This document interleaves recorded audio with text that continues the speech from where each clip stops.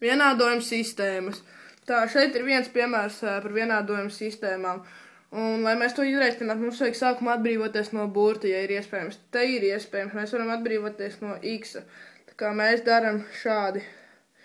-2, jo ja es sarežināšu -2 ar 2x, būs -4x. -4x plus 4x ir 0. Tā kā mēs pa sistēmu jāatceras. Un jāpārakstīna -4x plus -6y ir vienāds ar -16. Un otru rindu jāpāraksta vienkārši tādu pat, jo mēs arī neko nedarījām. Ir vienāds ar 2. Tā, un tagad mums vajag saskaitīt visus šitos te kopā. Tā, tas ir 0, te tas ir plus un mīnus, tas sanāk uzvar mīnus, tātad -6y, -y, tas ir -7y.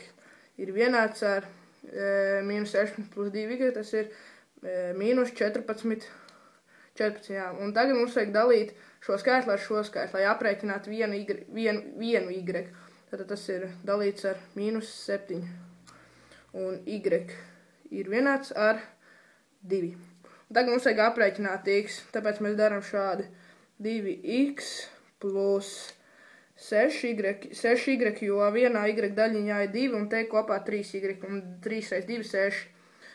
Un šo y nevajadzēja rakstīt tur, ir vienāds ar 8. Un, lai mēs mums jāmet pāri žogam plikie skaļi, tad mēs darām šādi. 2x ir vienāds ar 8 mīnus 6.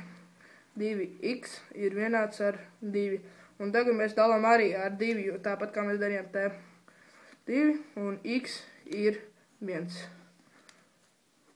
Un, lai vieglāk varētu saprast, mēs izdarām šādi. Y ir vienāds ar 2 un x ir vienāds ar 1.